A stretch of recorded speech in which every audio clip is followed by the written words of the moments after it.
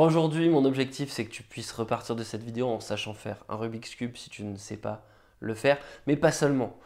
Parce que le Rubik's Cube, ce que ça représente pour moi, c'est une leçon extrêmement importante dans la vie professionnelle, mais plus généralement dans la vie, à savoir tout s'apprend. Quand j'étais petit, un Rubik's Cube pour moi c'était un enfer. Systématiquement, j'arrivais à faire la première face, et puis après, impossible de faire les faces supérieures. J'arrivais pas à comprendre dans les manuels comment ça fonctionnait. Je pense que je devais être, voilà, je devais avoir un problème de visualisation dans l'espace, j'en sais rien, ou peut-être un problème d'impatience, mais bref. Ce qui s'est passé, c'est qu'on nous a offert un Rubik's Cube à mon travail il y a quelques années.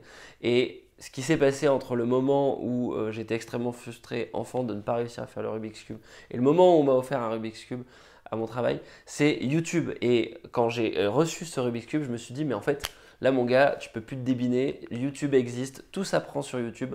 Donc, tu vas te faire violence et peut-être que tu vas trouver des vidéos intéressantes pour t'expliquer comment faire le Rubik's Cube. C'est ce qui s'est passé, j'ai réussi à le faire et du coup j'aimerais te retransmettre ce savoir-là aujourd'hui. Alors la première étape pour faire le Rubik's Cube, c'est de faire d'abord une face. Donc pour faire la face, il faut que tu repères le carré central, les carrés sur le côté, d'accord? Et tu vas à chaque fois positionner un premier cube. Donc là ici je vais positionner le cube vert, blanc. Ensuite ici, par rapport au cube vert blanc, il faudra que je mette le cube orange blanc. Parce qu'en fait, les centres ne bougent pas. D'accord? Et donc, ce que tu fais, c'est que tu en positionnes un premier. Ensuite, le deuxième, tu le mets à droite. Le troisième ici, le quatrième ici. Donc, je vais commenter ce que je fais. Et puis, ça va venir très rapidement si tu essaies de le faire par toi-même. Là, il faut un peu se faire violence. Donc, là, ici, on va mettre le vert et le blanc. Le vert et le blanc, il est là. Donc, tac, je mets le vert et le blanc ici. Et je le pivote, tac, ça y est, j'ai vert, blanc. Maintenant, il va falloir ici du coup que je mets bien le vert là pour comprendre que ici je dois mettre le blanc orange. Le cube blanc orange, il est juste là. Donc ce que je fais, c'est qu'il va falloir que je le retourne ici, hop, pour le ramener à côté et pour le mettre juste à la droite de celui-là. Tac. Et je repivote pour réaligner le vert. Donc tu repivotes toujours pour réaligner avec le premier cube que tu as mis et ça te permet de garder ta référence. Donc là j'ai vert, rouge.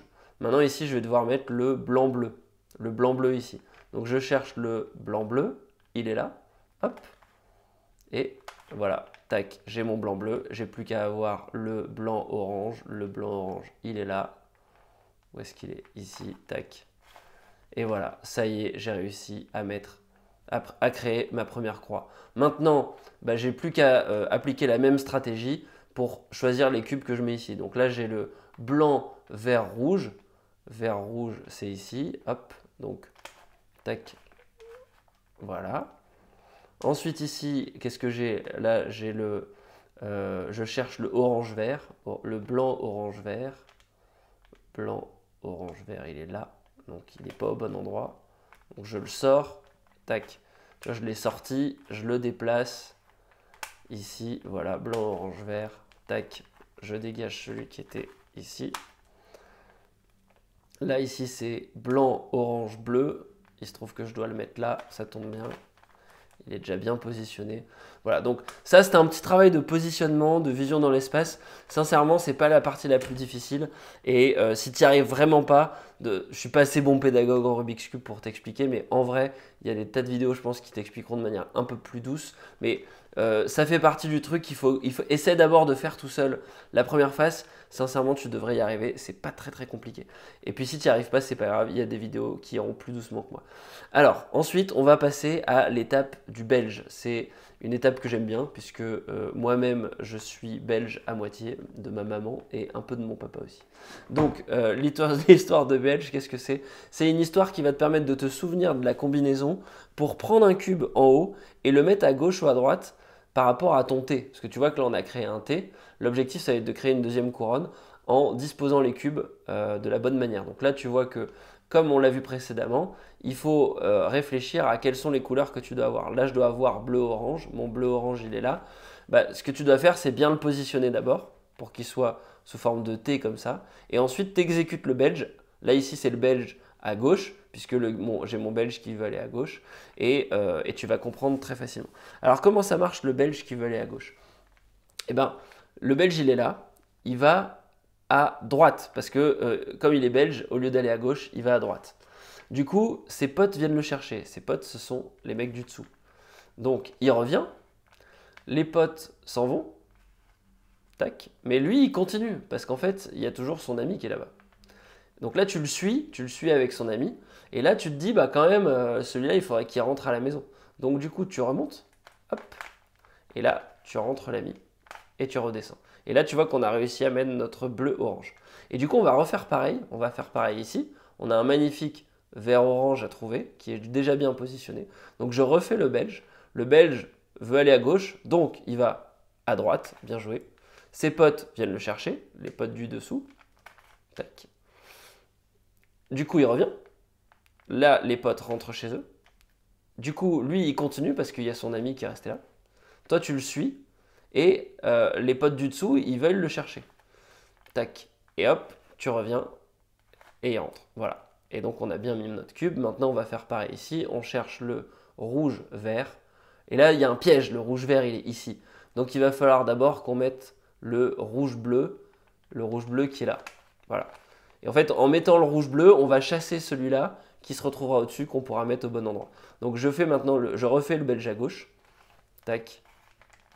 Je vais un peu plus vite. Voilà.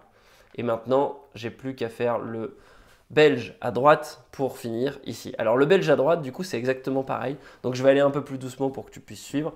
J'ai ce coupe ici que je veux mettre là. Donc j'ai un belge, il veut aller à droite. Au lieu d'aller à droite, il va à gauche. Bien joué. Ses potes de droite viennent le chercher.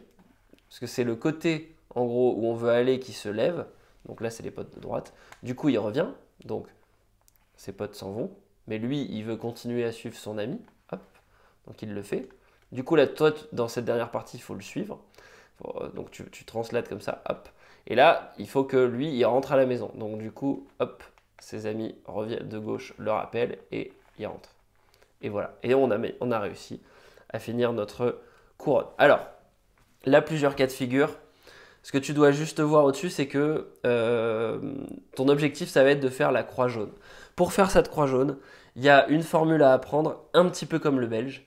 Et cette formule, il va peut-être falloir la faire plusieurs fois. Mais ça sera toujours la même formule. Alors, les configurations auxquelles tu peux être confronté, c'est soit d'avoir aucun jaune, comme ça, c'est-à-dire que tous les jaunes sont répartis autour. Dans ce cas-là, il faut faire la formule une fois. Et tu vas la faire, et ensuite tu auras un L comme ça. Là, on va refaire la formule, et ça va nous faire une barre, et on refera la formule, et là, on aura notre croix. Voilà. Et donc, donc là, il se trouve que je vais devoir faire 2 fois la formule. Si tu as juste le centre jaune, il va falloir la faire 3 fois. Et maintenant, il faut que tu apprennes la formule que je vais te présenter. Donc, deuxième formule à apprendre. Alors, cette formule, il faut la faire face au L comme ça, ou face au point si jamais tu as un point, genre le centre. Donc, comment ça marche? Tu as les parents qui vont ouvrir la porte. Hop, ils ouvrent la porte comme ceci aux invités. Les invités, c'est les mecs du dessous qui montent. Eux ici, au-dessus, c'est les enfants. Ils veulent pas voir les invités, donc ils s'en vont. Du coup, les invités, ils sont malheureux parce que les enfants sont pas venus voir les invités, donc ils descendent.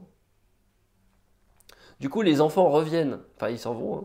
Donc les enfants reviennent pour se faire gronder par les parents, qui du coup referment la porte. Choup. Voilà. Et donc là, tu vois que j'ai réussi à faire ma barre. Maintenant, je vais refaire la même chose. Donc la première fois, il fallait que le L, tu le mettes bien comme ça vers la gauche. Et la barre, il faut la prendre de manière de face, qu'elle soit bien horizontale. Donc du coup, que je le fasse comme ça ou comme ça ne change rien. Ça marchera quand même. D'ailleurs, je vais le faire exprès comme ça. Ça ne changera rien. Donc, je recommence. Les parents vont ouvrir la porte pour que les invités qui sont en bas montent. Donc, ils ouvrent la porte. Les invités montent. Les enfants qui sont au-dessus, ici, eh ben, ils vont partir à gauche. Tac. Du coup, les invités sont malheureux, ils rentrent chez eux. Les enfants reviennent pour se faire gronder. Et puis les parents, bah, ils referment la porte. Et là, tu as vu que j'ai réussi à faire ma magnifique croix. Voilà. Donc maintenant, eh ben, comme on a fait au départ, il faut qu'on dispose bien les bons cubes au bon endroit. Donc là, ce qu'il faut que tu fasses, c'est que tu essaies d'en avoir un bon, mais un seul de bon. Donc par exemple, là, je mets le rouge, et il se trouve que j'en ai 2 de bons, donc ça ne marche pas. Enfin, la formule que je vais te montrer, en fait, elle ne marche pas parce que il faut que elle va me permettre de permuter ces 3 cubes-là. Donc il faut obligatoirement en avoir un de bon pour pouvoir faire la formule et faire en sorte qu'à un moment, tu aies un bon truc. Donc là, je vais sur le bleu, et là, c'est bon, tu vois, parce que j'ai bleu qui est bien, et les autres sont nuls. Donc du coup, je vais faire la formule autant de fois qu'il me faut pour permuter ça. Alors cette formule, c'est pareil, c'est une troisième formule à connaître, c'est la formule de la chaise. Comment ça marche la chaise? Bah, tu prends à gauche ou à droite, on s'en fout, moi je vais prendre à droite. Je lève ma chaise à droite, donc le mec se lève de sa chaise. Du coup, il peut aller plus loin, mais comme il va trop loin, sa chaise tombe. Du coup, il tombe aussi. Alors, il est là, notre mec. Du coup, il va remettre la chaise, il va la relever, et puis revenir comme ceci. Tac. Voilà. Et là, tu vois que mes cubes ne sont toujours pas bons. Donc, je refais encore une fois la chaise. Tac. Donc, il se lève, il va loin. La chaise tombe. Lui, du coup, il tombe. Ah, tac, voilà, il tombe. Donc, du coup, il relève la chaise, il se remet dessus et il redescend. Et là, ça y est, j'ai réussi à mettre mes différents cubes de la bonne manière. Alors maintenant, on va voir une dernière formule à connaître, troisième formule à connaître, c'est la formule du petit curieux. Donc là, l'objectif, ça va être d'avoir au moins un cube qui soit bien placé. J'ai l'impression que je n'en ai pas, puisque là, je devrais avoir du bleu, là, j'ai du orange, ça ne marche pas. Voilà, j'en ai pas, donc c'est pas grave. Donc je vais faire la formule. Ah si, celui-là, il est bon, parce que j'ai jaune, orange, bleu, jaune, orange, bleu. Donc celui-là, il est bon. Donc quand tu as un bon cube, si tu n'en as pas, tu fais la formule au hasard. Ça veut dire que les 4 sont dispersés. En le faisant une fois, tu auras bien un bon cube. Mais si tu en as un, ce que tu fais, c'est que tu mets le bon cube face à toi à droite. Et là, la formule du petit curieux, comment ça marche?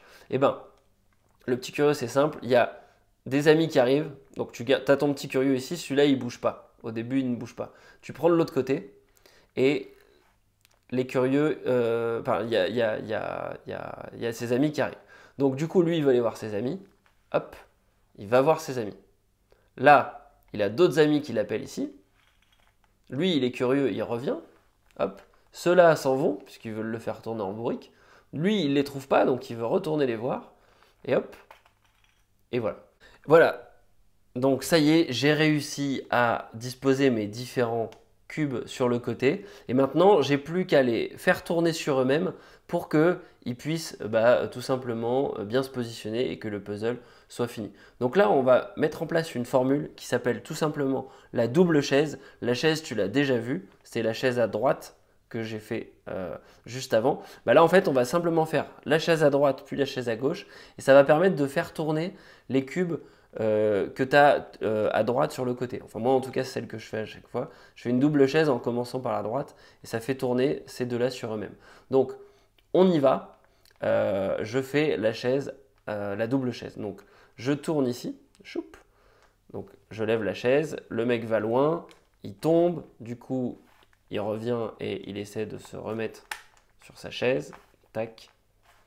Maintenant, je vais faire la chaise à gauche, donc c'est une chaise différente de celle que tu as vue auparavant. Le mec à gauche se lève, il va loin, sa chaise tombe, du coup il revient, du coup il remet sa chaise, il se remet dessus et il revient. Voilà, et donc là, j'ai réussi à bien positionner ce truc-là. Maintenant, je vais essayer de bien positionner celui-là. Donc, je refais la chaise, la double chaise, hop, voilà. Donc, la chaise d'un côté. Maintenant, je fais la chaise de gauche, donc je vais plus doucement. Il lève la chaise à gauche, il va loin. Voilà, hop, il tombe. Enfin, la chaise tombe, lui aussi. Il remet la chaise, il se remet dessus, il s'assoit, voilà. Et voilà. Et donc là, je suis embêté parce que du coup, j'ai plus que ces deux coins-là à faire. Donc, ce que je pourrais faire, c'est refaire une double chaise pour que ça pivote celui-là là et que du coup il ne reste plus que celui-là à repivoter. C'est une option. Un autre truc, c'est pivoter comme ça et faire la double chaise comme ça. C'est un peu compliqué, je ne vais pas le faire pour être sympa parce que tu as vu pas mal de choses différentes aujourd'hui. Mais je t'encourage, si jamais tu es confronté à ce cas-là, à essayer de le faire. Tu tournes comme ça et tu vas simplement faire une double chaise en mettant les deux cubes que tu veux inverser ici. Donc tu lèves celui-là, tu le tournes, etc., etc. Mais là, je ne vais pas le faire, c'est un peu compliqué. Donc, on y va. Là, je veux pivoter celui-là, je vais recasser celui-là et ensuite, je le referai. Donc, tac. Par contre, je vais un peu plus vite. Hop. Voilà. Et donc maintenant, normalement, je vais le faire une fois et je ne sais plus ce que ça va faire, si ça va le faire direct ou si on va devoir le refaire encore une fois. On va voir. Tac. Et donc la double chaise, elle modifie bien que ceux qui sont à ta droite, si tu commences à droite comme moi. Sinon, j'en sais rien pour être très transparent. Et voilà, ça y est, un magnifique Rubik's Cube. Tu as donc réussi à faire le Rubik's Cube si tu as suivi toutes les étapes. Si c'est le cas, eh ben, tant mieux. Bravo à toi. Et maintenant, j'espère que du coup, aucune connaissance n'aura de secret pour toi. Si jamais il y a des choses qui ne sont pas claires, n'hésite pas à poser des questions. J'essaierai de te remapper vers des vidéos plus précises si jamais c'était pas le cas, parce que je ne vais pas faire une chaîne orientée Rubik's Cube. Mon objectif, c'était de te montrer la philosophie. Maintenant, tu as toutes les formules. Donc si on résume, il y a la première phase à réussir. Ensuite, le belge qui te permet de créer la deuxième couronne. Ensuite, tu as, une fois que tu as fait le belge, le petit curieux qui te permet de mettre les coins au bon endroit. Tu as aussi la chaise qui va te permettre de mettre les arêtes au bon endroit et de faire du coup la bonne croix qui est bien positionnée.